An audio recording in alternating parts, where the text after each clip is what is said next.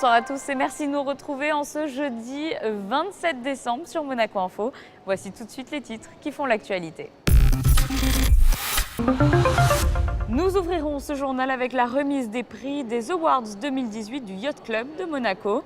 Le Grimaldi Forum accueille jusqu'au 6 janvier le Brick Live Christmas Show. Petits et grands pourront plonger dans l'univers des Lego. Et nous refermerons cette édition avec de la musique et un duo original qui s'est produit la semaine dernière à l'auditorium Régnier 3. La persévérance et la performance à l'honneur au Yacht Club de Monaco. Le prince Albert II a rendu hommage aux régatiers en décernant les Yacht Club Monaco Awards 2018, trophée qui encourage les jeunes et récompense ceux qui ont fait briller les couleurs du club. Cette année, le reportage de Dominique Poulain. C'est au cours d'une réception au Yacht Club de Monaco que les meilleurs régatiers du club sont mis à l'honneur. Ce soir-là, les prix sont décernés dans deux catégories.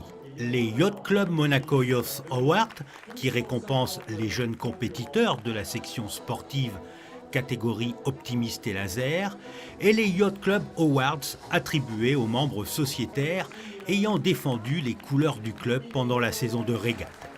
Parmi les lauréats, Boris Herman, 5e de la route du Rhum en novembre dernier, il boucle la légendaire transatlantique en 13 jours, 3 heures et 47 minutes. J'avoue qu'entre copains, j'avais dit je pense que je vais être 5e, mais je n'ose pas le dire en public parce que c'est quand même ambitieux et on ne sait jamais, c'est toujours une aventure de partir au large. Le niveau est très élevé, il y a des concurrences dans notre classe, la classe IMOCA, les monocoques de 18 mètres.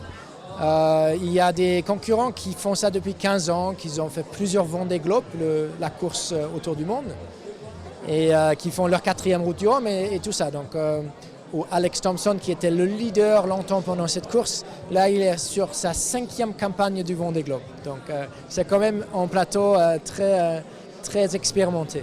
Au total, le skipper allemand de Malizia 2 a parcouru 4 437 milles à la moyenne de 14 nœuds.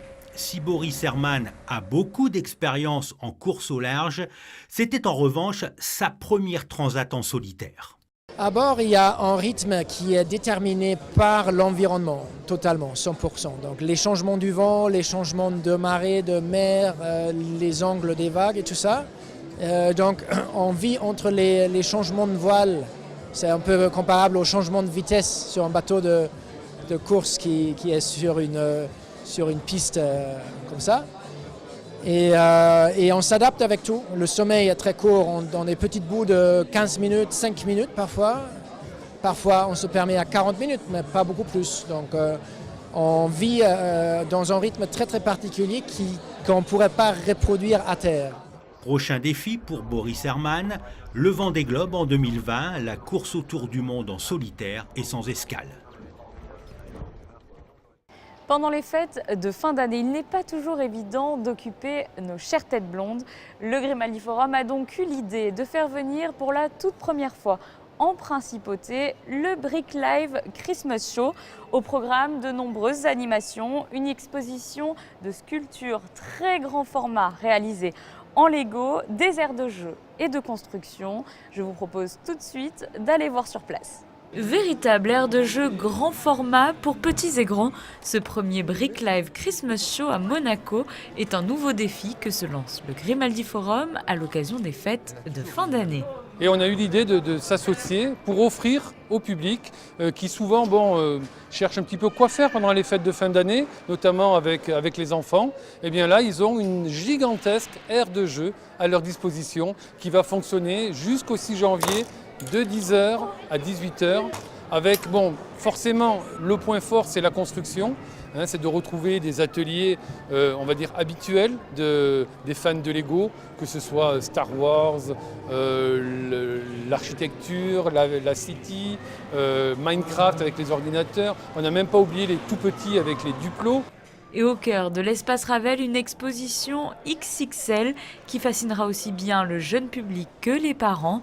Animal Paradise a déjà parcouru plusieurs continents et cherche à éveiller les consciences sur les espèces en voie de disparition. Tout ici tourne autour de l'éducation, l'amusement et l'éducation. Avoir exposé à Pékin était quelque chose de merveilleux et un sacré défi, mais nous l'avons relevé et aujourd'hui l'exposition tourne à travers la Chine. Et j'ai donc souhaité en dévoiler une partie à Monaco. Noël était une période parfaite pour cela, parce que cela ne concerne pas seulement les résidents de Monaco, mais tous ceux du sud de la France et de l'Italie. Beaucoup de gens se rendent à Monaco pour les fêtes de fin d'année. C'est pour cela que je voulais réaliser quelque chose de particulier. Des pièces quasi grandeur nature qui ont nécessité plusieurs heures de travail et des milliers de petites briques colorées.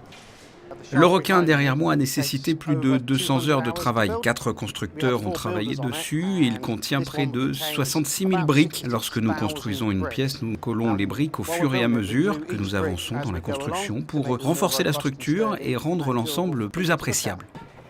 L'expérience Brick Live, vous l'aurez compris, n'est pas que visuelle. Différentes aires de jeu sont ouvertes pour que chaque visiteur réalise lui aussi sa propre construction.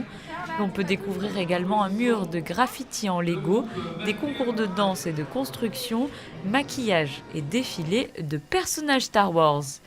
Et parce que finalement il n'y a pas d'âge pour jouer au Lego, un espace fan zone dédié aux collectionneurs a été aménagé sous la verrière et met en lumière une vingtaine de pièces de collection privée. Culture à présent avec cet happy hour musical à l'auditorium Régnier 3 qui proposait un duo inattendu et original autour d'œuvres d'Astor Piazzolla, le récit de José Sacré.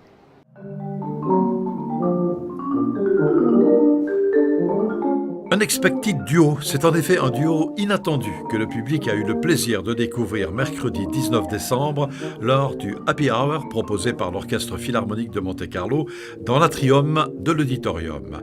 Tuba, marimba et percussion, Florian Vilkosik tuba, Mathieu Drault marimba et percussion, 2 musiciens de la formation monégasque dans un programme intitulé Libertango autour d'œuvres d'Astor Piazzolla.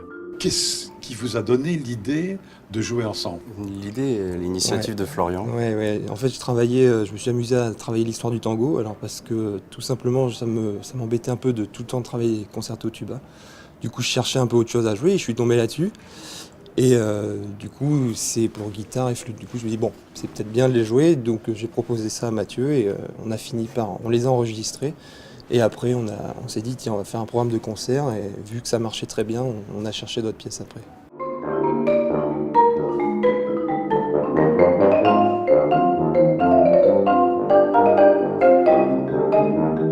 Est-ce qu'il existe déjà un répertoire pour tuba et marimba? Il y a quelques pièces qui existent, mais non. Après, on a cherché des pièces qui nous plaisaient. Ouais, c'est ça.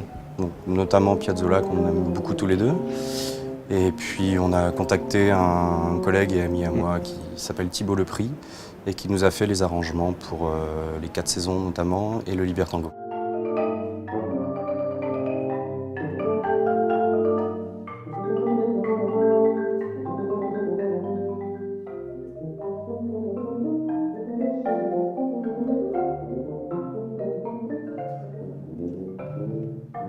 Le tuba, on sait que c'est un instrument puissant. Le marimba, c'est un instrument un peu plus discret. Vous arrivez à vous imposer face à votre camarade? Oui. Largement. On va voir ça. Un petit peu. C'est toujours à moi de lui demander, baisse un petit peu parce que là, il faut que je... D'accord. Ils jouent merveilleusement bien ensemble, ils parlent ensemble aussi, c'est un vrai duo.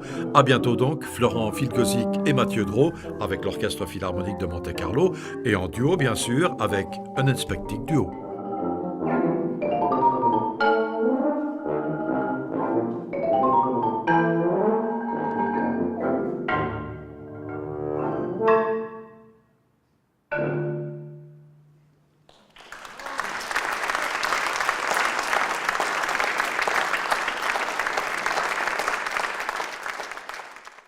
Suite de notre série de reportages consacrés à des activités à découvrir dans la station d'Isola 2000.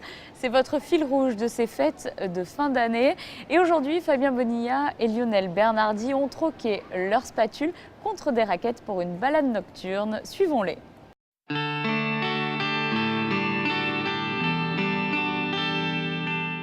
Et le test aujourd'hui, c'est une balade en raquette. On est toujours à Isola. Je suis là avec Christian. On a déjà installé le matériel. Christian, qu'est-ce que l'on va faire aujourd'hui ? Eh bien, ce qui est programmé, c'est une petite balade de nuit. Et de façon à se promener vraiment dans les forêts de Mélèze, on va suivre la rivière qui se promène dans Isola 2000. Et après, on ira un peu sur les plateaux supérieurs. Combien de kilomètres ? Kilomètres, ça va faire 4-5 kilomètres, c'est pas la quantité, étant donné qu'on a un petit barbecue à 19h. Mais c'est surtout le fait de découvrir un peu la marche en raquette, qui est une activité facile, ludique, que tout le monde peut pratiquer, tout marcheur peut pratiquer la raquette. Alors là, on part avec un groupe, on est avec Jules et Laudia. Qu'est-ce qui vous a donné envie de faire cette balade avec nous ? Alors bonjour, ce qui m'a donné envie, c'est de découvrir un petit peu la station. Puis je trouvais vraiment sympa pour une première fois d'essayer les raquettes avec un guide qui pouvait nous faire découvrir la station et les coins sympas à découvrir. C'est parti, on va faire ce petit tour en raquette. Alors je ne sais pas si vous m'entendez, mais franchement, c'est super agréable pour l'instant. Parce qu'on a commencé il n'y a pas longtemps, la nuit est en train de tomber, c'est magnifique. Vous voyez la rivière qui est en train de couler entre vous et moi. Il y a un petit pont qui est juste là, c'est beau. On marche à peu près normalement finalement, c'est comme des chaussures. On a l'impression au début d'avoir quelque chose sous les pieds. On a quelque chose sous les pieds. Vous voyez là, ça y est, on est sur le pont. Je trouve que c'est super agréable parce que c'est que le début. Au bout d'un moment, je ne suis pas un grand endurant. On verra à peu près ce que ça va donner. Allez, on continue.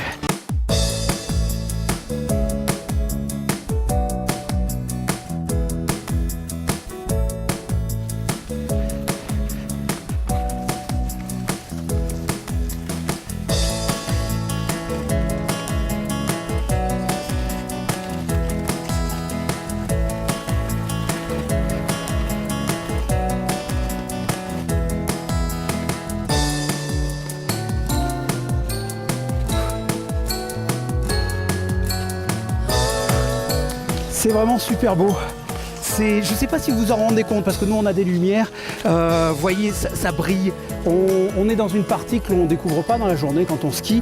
On est, je vous l'ai dit tout à l'heure, dans la rivière, on repasse des ponts. Ça brille, on a l'impression d'avoir, vous savez, la fausse neige qu'on met sur les sapins de Noël. C'est super agréable. Pour l'instant, ça me plaît beaucoup. Allez, on continue.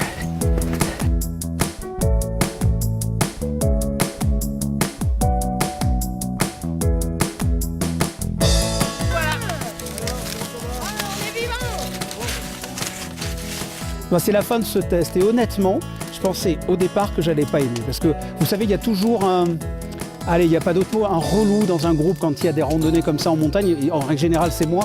C'est-à-dire que je m'arrête tout le temps, je suis fatigué, j'aime pas les sports comme ça d'endurance. Et je me suis régalé, j'ai trouvé ça génial. C'est 2 heures de balade au début de la nuit. Et cerise sur le gâteau, regardez, on arrive, on a un barbecue, il va y avoir des chipolatas, des merguez, un vin chaud. Ce test se termine d'ailleurs avec ça. Allez, à santé et à un prochain test. Passons à présent aux prévisions météo de ces prochains jours. Les vacances scolaires vont se poursuivre sous les meilleurs auspices. Les conditions météo s'annoncent en effet très clémentes dans les jours qui viennent. Vendredi, tout d'abord, le temps sera certes couvert, mais une partie de la journée sera tout de même bien ensoleillée. Samedi, début d'une longue et très belle période d'ensoleillement. La journée de dimanche sera tout particulièrement agréable, avec des températures grimpant jusqu'à 14 degrés au meilleur moment de la journée. Lundi, journée encore très ensoleillée. Mardi, la journée sera principalement ensoleillée avec quelques nuages par moment. Idem mercredi, mais le temps restera sec. C'est la fin de ce journal. Merci de nous avoir suivis. Je vous souhaite à tous de très belles fêtes de fin d'année sur Monaco Info.